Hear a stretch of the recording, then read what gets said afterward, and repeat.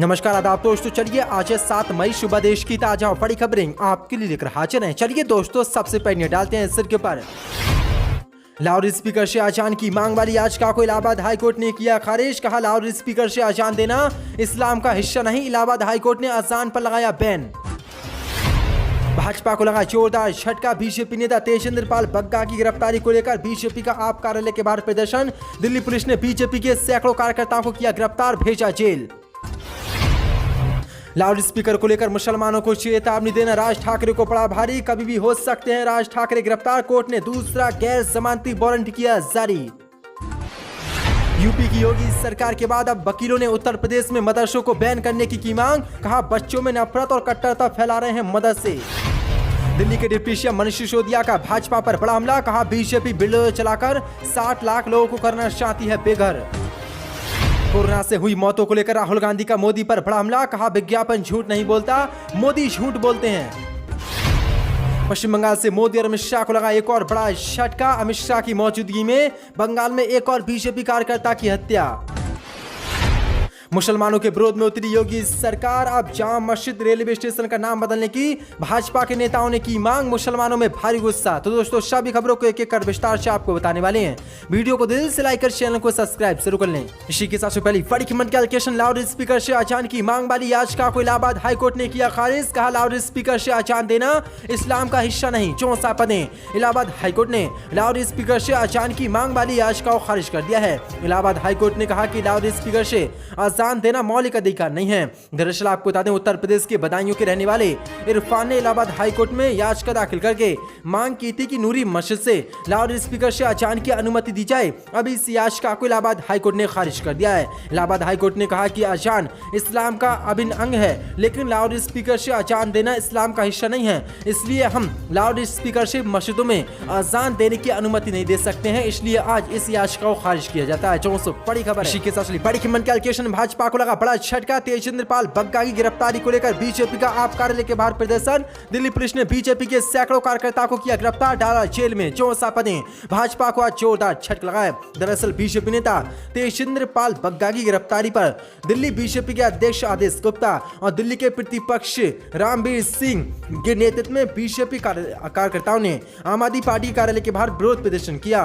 BJP नेताओं ने विरोध प्रदर्शन करते हुए कहा कि केजरीवाल सरकार द्वारा सरकारी तंत्र व पंजाब पुलिस का दुरुपयोग कर बीजेपी नेताओं की गिरफ्तारी का ये तानाशाही रवैया है। वहीं दिल्ली पुलिस ने आप कार्यालय के बाहर प्रदर्शन कर रहे बीजेपी नेताओं और कार्यकर्ताओं को गिरफ्तार कर जेल भेज दिया है। जो बड़ा झटका भाजपा को आज दिल्ली से लगा। इसी के साथ बड़ी कीमत कैलकुलेशन। योगी सरकार के बाद अब वकीलों ने मदरसों को बंद करने की मांग। कहा बच्चों में नफरत और कट्टरता भर रहे हैं मदरसे। 64 पदें। उत्तर प्रदेश के मदरसे में दी जाने वाली इस्लामिक शिक्षा पर सवाल खड़े करते हुए इलाहाबाद उच्च न्यायालय में एक जनहित याचिका दायर की गई है। इस याचिका में मदरसों पर बैन लगाने की मांग करते हुए कहा गया है कि मदरसों में कट्टरता का पाठ पढ़ाकर बच्चों के भविष्य के साथ खिलवाड़ किया जा रहा है। धार्मिक शिक्षा के नाम पर बच्चों को भ्रमित किया जा रहा है, उसमें नफरत और कट्टरता भरी जा रही है। ऐसे में इन मदरसों पर योगी सरकार को बैन लगाना चाहिए। ये जनहित याचिका इलाहाबाद हाईकोर्ट की महिला वकील शहर नकवी की ओर से दायर की गई है। जनहित याचिका में कहा गया कि यूपी के अधिकतर मदरसों में धार्मिक शिक्षा के नाम पर जो कुछ परोसा जा रहा है वह न केवल बच्चों का भविष्य खराब करने वाला है, बल्कि वह देश और समाज के लिए भी बेहद घातक है। जनहित याचिका के जरिए उच्च न्यायालय से यूपी में चल रहे मदरसों पर बैन लगाने की मांग की गई है। मदरसों को बेसिक शिक्षा और माध्यमिक शिक्षा विभाग में मर्ज यानी विलय करने की भी मांग की गई है। जो किस तरह से योगी सरकार के बाद अब वकीलों ने भी उत्तर प्रदेश में मदरसों पर बैन लगाने की मांग कर दिया। आपकी क्या राय है इस खबर पर हमें कमेंट बॉक्स में जरूर बताएं। इसी के साथ बड़ी कीमत कैलकुलेशन। मुसलमानों को चेतावनी देना राज ठाकरे को पड़ा भारी। कभी भी हो सकते हैं राज ठाकरे गिरफ्तार। कोर्ट ने दूसरा गैर जमानती वारंट किया जारी। 64 पदें। मंच प्रमुख राज ठाकरे के खिलाफ एक और गैर जमानती वारंट जारी किया गया है। गृह मंत्रालय के सूत्रों के अनुसार बीड की परली जिला कोर्ट ने राज ठाकरे के खिलाफ ये गैर जमानती वारंट जारी किया है। बता दें कि इससे पहले शामली कोर्ट ने भी उनके खिलाफ नॉन अवेलेबल वारंट जारी किया है। ये ये नॉन अवेलेबल वारंट साल 2008 के एक केस में जारी हुआ था। इसमें उनके खिलाफ आईपीसी की धारा 143, 109, 117 और मुंबई पुलिस एक्ट की धारा 135 के तहत 23 केस दर्ज किया गया था। यानी कि मुसलमानों को चेतावनी देना राज ठाकरे को अब भारी पड़ गया है और 2 गैर जमानती वारंट राज ठाकरे के खिलाफ जारी हो गए और किसी समय भी अब राज ठाकरे को गिरफ्तार पुलिस कर सकती है। जो बड़ी कोरोना से हुई मौतों पर राहुल गांधी का मोदी पर बड़ा हमला, कहा विज्ञापन झूठ नहीं बोलता, मोदी झूठ बोलते हैं। 64 पदे कांग्रेस के पूर्व अध्यक्ष राहुल गांधी ने विश्व स्वास्थ्य संगठन WHO द्वारा कोविड-19 या इसके प्रभाव से भारत में 47 लाख लोगों की मौतों का अनुमान लगाने को लेकर शुक्रवार को प्रधानमंत्री मोदी पर राहुल गांधी ने निशाना साधा है। राहुल गांधी ने कहा कि विज्ञापन झूठ नहीं बोलता, मोदी झूठ बोलते हैं। राहुल गांधी ने कहा कि 47 लाख भारतीय नागरिकों की मौत कोविड-19 महामारी से हुई, जबकि सरकार की ओर से 4.8 लाख लोगों की मौत का दावा किया गया है। विज्ञापन झूठ नहीं बोलता बल्कि मोदी झूठ बोलते हैं। 400 बड़ा हमला राहुल गांधी ने भी आज मोदी पर बोल दिया। इसी के साथ बड़ी मन कैलकुलेशन, दिल्ली सरकार का भाजपा पर गंभीर आरोप, कहा बीजेपी बिल्लो चलाकर 60 लाख लोगों को करना चाहती है बेघर। 64 पदें। दिल्ली के उप मुख्यमंत्री मनीष सिसोदिया ने दिल्ली नगर निगम के अतिक्रमण विरोधी अभियान को लेकर बीजेपी पर जोरदार हमला बोला है। मनीष सिसोदिया ने कहा कि बीजेपी ने निगम से जाते जाते दिल्ली को तहस नहस करने की योजना बनाई है और बिल्डोजर चलाकर बीजेपी 60 लाख लोगों को बेघर करना चाहती है। डिप्टी सीएम ने कहा कि दिल्ली सरकार लोगों को जहां झुग्गी वहां मकान योजना से मकान देने में जुटी है, वहीं बीजेपी के मेयर और पार्षदों ने फ्लैटों में बालकनी बनाने के नाम पर पैसे खाए और उनके आसियानों पर बिल्डोजर चलाए जा रहे हैं। केंद्र की मोदी सरकार पहले बीजेपी के मेयर और पार्षदों के घर पर बिल्डोजर चलाए। डिप्टी सीएम ने आरोप लगाते हुए कहा कि दिल्ली नगर निगम में बीजेपी के नेताओं, पार्षदों और महापौर ने मिलकर पिछले 15 साल से अवैध निर्माण की मंजूरी दी है। मनीष सिसोदिया ने भाजपा पर गंभीर आरोप लगाते हुए कहा कि बीजेपी 60 लाख लोगों को दिल्ली में बेघर करना चाहती है। इसी के साथ बड़ी मन कैलकुलेशन, मुसलमानों के विरोध में उतरी भाजपा सरकार, अब जामा मस्जिद रेलवे स्टेशन का नाम बदलने की भाजपा कार्यकर्ताओं ने की मांग। 64 पदें।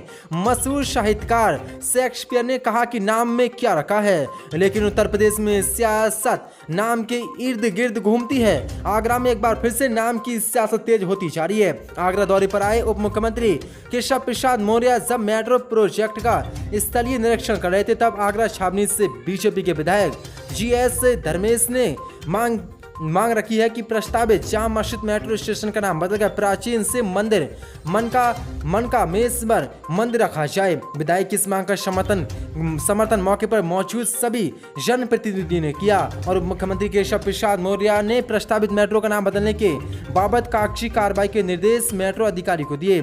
इसको लेकर विधायक धर्मेश का कहना है कि जनता की मांग को मैंने उप मुख्यमंत्री केशव प्रसाद मौर्य के सामने रखा है।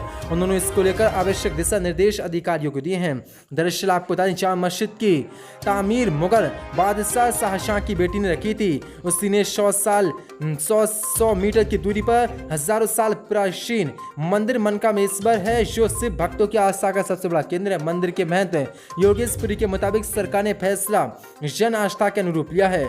नामकरण संस्कार तो हमारे हिंदू धर्म का 16 संस्कारों में से एक है। इस मामले में जामा मस्जिद और मुस्लिम समुदाय ने नाराजगी जताई है, लेकिन कैमरे पर कोई भी खुलकर नहीं बोला। जो बड़ी खबर निकल के शानी एक बार फिर से उत्तर प्रदेश में मुसलमानों के नामों की बदलने की साजिश शुरू हो गई है। अब जामा मस्जिद रेलवे स्टेशन का नाम बदलकर भाजपा नेताओं ने शिव मंदिर मनकामेश्वर करने की मांग कर दी है, जिसके बाद अब मुसलमानों ने भारी नाराजगी इस पर जताई है। इसी के साथ बड़ी मन कैलकुलेशन, पश्चिम बंगाल से भाजपा को लगा एक और बड़ा झटका। अमित शाह की मौजूदगी में बंगाल में एक और कार्यकर्ता की हत्या। 64 पदें। पश्चिम बंगाल से आज भाजपा को एक और बड़ा झटका लगा है। दरअसल पश्चिम बंगाल की राजधानी कोलकाता के काशीपुर में भारतीय जनता युवा मोर्चा कार्यकर्ता अर्जुन चौरसिया की मौत की सीबीआई से जांच कराने की मांग करते हुए केंद्रीय गृह मंत्री अमित शाह ने शुक्रवार को कहा कि बंगाल में हिंसा की संस्कृति और भय का माहौल है। पश्चिम बंगाल के 2 दिवसीय दौरे पर आए अमित शाह ने शुक्रवार को चौरसिया घर का दौरा किया, जब खबर आई कि बीजेपी का कार्यकर्ता रहस्यमय परिस्थितियों में एक इलाके में एक इमारत में फांसी पर लटका हुआ पाया गया। शाह ने कहा कि भारतीय जनता पार्टी जघन्य अपराध के दोषी के लिए कानून की अदालत से कठोर सजा की मांग करेगी। अमित शाह ने कहा कि कल तृणमूल कांग्रेस ने अपने तीसरे कार्यकाल का 1 वर्ष पूरा किया और शब्द अब चौरसिया की हत्या का मामला सामने आया है। उन्होंने ये भी कहा कि केंद्रीय गृह मंत्रालय चौरसिया की मौत के मामले में गंभीरता से ले रहा है और इस पर रिपोर्ट मांगी है। केंद्रीय अमित शाह ने यह भी कहा कि चौरसिया के परिवार ने शिकायत की थी कि उनका सब पश्चिम जबरन ले जाया गया। इसी बीच टीएमसी ने दावा किया कि चौरसिया भाजपा से नहीं बल्कि तृणमूल कांग्रेस से जुड़े थे। शाह पहले घटना स्थल का दौरा करने वाले टीएमसी के स्थानीय विधायक अनिल तोष ने दावा किया कि चौरसिया तृणमूल कांग्रेस से जुड़े थे और उन्होंने हाल ही में कोलकाता नगर निगम चुनाव के दौरान इसके लिए प्रचार भी किया था, जिससे उन्हें स्थानीय भाजपा के एक वर्ग की नाराजगी का सामना करना पड़ता। घोष ने कहा कि भाजपा आज के प्रदर्शन के दौरान भारी लोगों को इकट्ठा कर चुकी है क्योंकि इलाके में उसका कोई आधा नहीं है। भाजपा पदाधिकारियों ने कहा कि शाह चौरसिया की मौत की खबर सुनकर दुखी हो गए। उन्होंने कहा कि शाह ने हमें NSC बोस हवाई अड्डे पर भव्य स्वागत कार्यक्रम रद्द करने के लिए कहा और चौरसिया के आवास पहुंच गया। शाह ने अपनी 2 दिवसीय यात्रा के दूसरे चरण में उत्तर बंगाल से कोलकाता आए हैं। जो बड़ी खबर निकल के सामने अमित शाह की मौजूदगी में एक और कार्यकर्ता की पश्चिम बंगाल में हत्या हो गई है और उसकी एक इमारत से फांसी लगा हुए लाश से लटकी मिली, जिसके बाद पश्चिम बंगाल में एक बार बड़े तनाव पड़ गया और अमित शाह ने इसकी CBI जांच की मांग कर दी है।